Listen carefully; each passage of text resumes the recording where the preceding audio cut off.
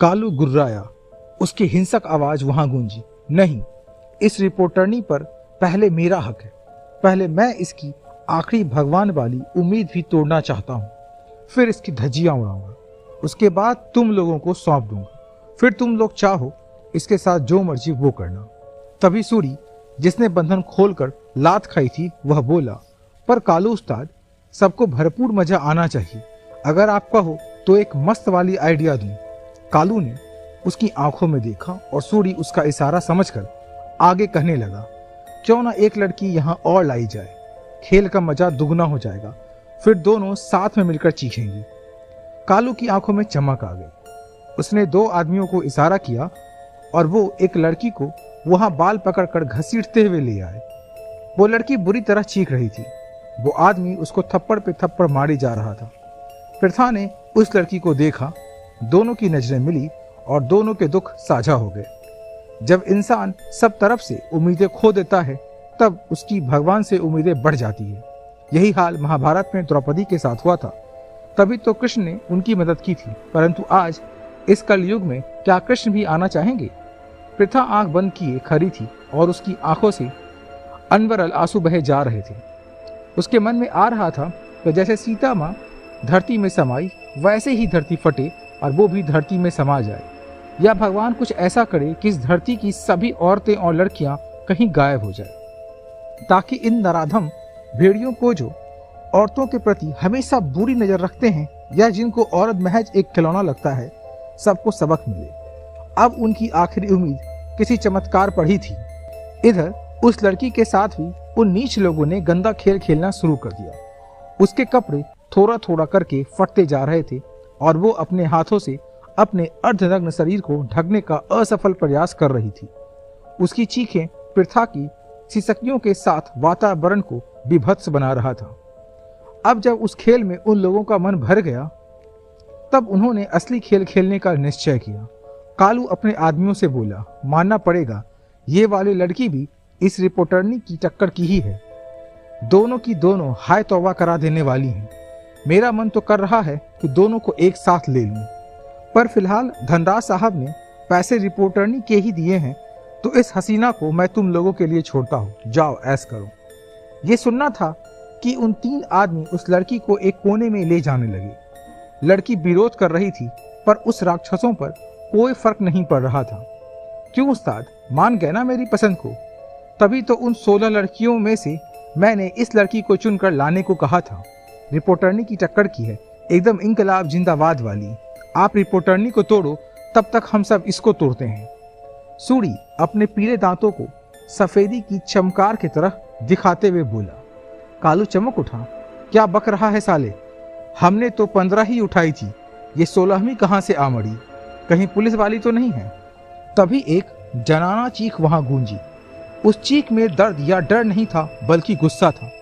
कालू और उसके बाकी बचे आदमी उस दिशा में देखने लगे तो उनको अपने आगे एक खून से लथपथ चीज आके गिरी। कालू चौंकने के भाव के लिए वहां खड़ा रहा। उसने सूरी को थपथपाया। सूरी डरते हुए आगे बढ़ा। हर पल उस वक्त भारी भारी हो गया था। ऐसे लग रहा था जैसे हर पल कई घंटे में बीत रहा था। सूरी ने जैसे ही उस चीज को हाथ में लिया कि तभी ऐसा लगा कि उसने कुछ और नहीं बल्कि जलते अंगार को हाथ में ले लिया है, या यूं भी कहा जा सकता है कि सैकड़ों बिच्छुओं ने उसे एक साथ डंक लगा दिए हों। वह एक गुप्तांग था, खून से सना और बेरहमी से उखाड़ा हुआ। इतने में एक और चीज वहां आकर गिरी और लुढ़कते हुए सूरी के कदमों तक आई। वह एक सिर था जिसकी आंखें आतंक से फटी हुई थी, यानी उसने कुछ ऐसा देखा था जो बहुत ही भयानक था। कालू के होश ही उड़ गए और सूरी को तो ये देखकर ही सदमा लग गया।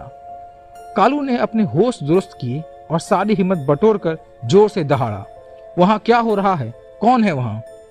एक आदमी वहां पेटियों से बाहर निकला। वह लड़खड़ा रहा था और उसके दिल की जगह एक बड़ा सा छेद था। वो कुछ कदम चला और गिर गया। अब तो बस वहां जो स्थिति हुई वो बताने की दरकार ही नहीं। कई लोगों ने अपने पैर ढूंढने शुरू कर दिए भागने के लिए, क्योंकि वहां जो भी था वो बहुत ही हिंसक और उन लोगों से भी बड़ा दरिंदा था। फिर वहां छाए सन्नाटे को भंग करते हुए ऊंची एड़ी से जनाना जूते के कदमों की आहटें आने लगी। उन आवाजों के साथ वहां मौजूद हर शख्स की धड़कनें जैसे कोई ताल बना रही थी। फिर उन्हीं धड़कनों को रोकने की सी स्थिति करते हुए आई वो सुंदरी जो थोड़ी देर पहले उन दरिंदों की दिलजोई का सामान थी, जिसके साथ वो लोग दरिंदगी करने वाले थे, परंतु अभी उनसे भी बड़ी दरिंदगी दिखाने वाली वहां मौजूद थी। हाँ, वो बहुत ही सुंदर थी, परंतु फिर भी उसके लंबे तीखे दांत और लंबे तीखे नाखून वाले पंजे देखकर सबका खून सूख रहा था। कालू ये समझ गया था कि वो 16वीं लड़की कौन थी, क्या थी और कहां से आई थी। वो मौत थी, भयानक थी और सीधे नर्क से आई थी।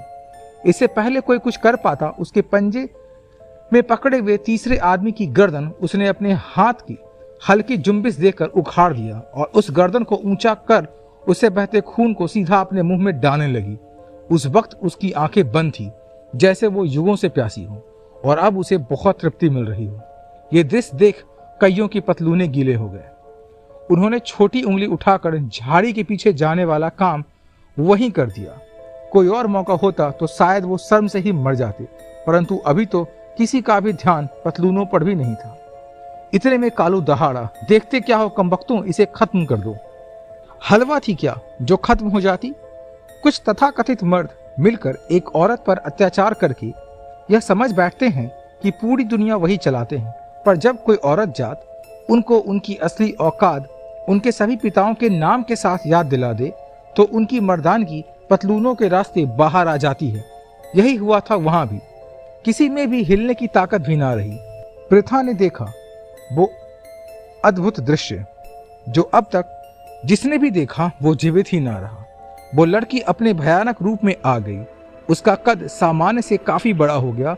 उसकी मोहिनी सूरत बदलकर डरावनी हो गई और किसी वहशी चुड़ैल की तरह वो दिखने लगी।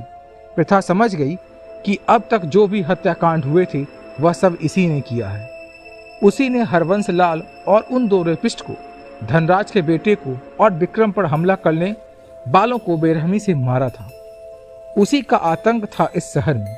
उसका मानवीय रूप कितना सुंदर था और वह भी कितनी भयानक लग रही थी। पृथा की सोचों को एक झटका लगा जब उस चुड़ैल ने एक और गुंडे को एक ही पंजे से गर्दन पकड़कर उठा लिया और कोई कुछ कर पाता उससे पहले ही वो जानवरों की तरह चारों हाथ पैर पर बला की तेजी से दौड़ते हुए दीवार पर ऊंची चढ़ गई। कालू फिर से दहाड़ा, अरे गधों, देख क्या रहे हो? उड़ा दो इसे, वरना वो किसी को भी नहीं छोड़ेगी। डरो मत इससे, हमारी बंदूकों के आगे इसकी कोई औकात नहीं है। बस इतना सुनना था कि वह सब तुरंत जिधर जगह मिली उधर समा गए और तुरंत वापस आए। तब उनके हाथों में हथियारें थी। उन हथियारों के दम पे ही वह शेर बनते थे। बस फिर क्या था? अंधाधुंध बारिश होने लगी, पानी की नहीं लोहे के कंचों की। वो चुड़ैल अपनी जगह बार बार छोड़ रही थी। वो चारों हाथ पैरों पर किसी पशु की तरह चलते हुए बिजली भी शर्मा जाए ऐसी गति से कभी दीवारों पे तो कभी फर्श पे तो कभी किसी बक्से पे या पिंजरे पर भाग रही थी। एक भी गोली उसको छू ना पाई। जिस गुंडे की उसने गर्दन पकड़ रखी थी वह किसी बेजान पुतले की तरह हिलडुल रहा था। प्राण तो कब के डर से निकल चुके थे उसके। कुछ पलों बाद उस चुड़ैल को इस बात का एहसास हुआ तो उसने उस लाश को एक तरफ फेंका और फिर एक एक करके वहां और लाशें बिछाने लगी। वह अपने धारदार पंजों से ही उन सबके सीने फाड़ कर उनकी आंतों तो कभी उनका दिल निकाल रही थी। परंतु एक चीज जरूर समान थी, वह था उन सबको उनकी दरिंदगी की सजा उनसे भी ज्यादा दरिंदगी से देना। कुछ ही देर में कालू के अलावा सबके सब अंजाम तक पहुंच चुके थे। वहां का फर्श खून से पूरी तरह लाल था और आते वहां फूल मालाओं की तरह बिखरी पड़ी थी। इतना सब देखकर कालू तो कब का सदमे में जा चुका था। उसको होश तब आया जब उसके कंधे पर लाड़ पड़ी। उसने ऊपर देखा तो वह चुड़ैल ठीक उसके छत पे पैर टिकाए उल्टी लटकी हुई थी। कालू यह देखकर जैसे ही मुंह खोलकर चिल्लाने लगा तभी उसे अपने मुंह में जोर का दर्द हुआ। उसने सामने देखा तो उसकी जुबान उस चुड़ैल के हाथ में थी। कालू लड़खड़ा कर गिर पड़ा। वो अब जमीन पर घिसटते हुए बार बार हाथ जोड़ रहा था, परंतु उस आफत को कोई दया नहीं आई। उसने कालू को एक एक करके हाथ और पैर उखाड़ डाले। कालू चीख भी ना पा रहा था। फिर उसे उसकी चलती हुई सांसों के साथ ही तड़पने के लिए छोड़ दिया। अब उस दरिंदगी की मूरत का ध्यान प्रथा की ओर था। वह प्रथा से कुछ ही इंच की दूरी पर उसे हिंसक भाव से देख रही थी।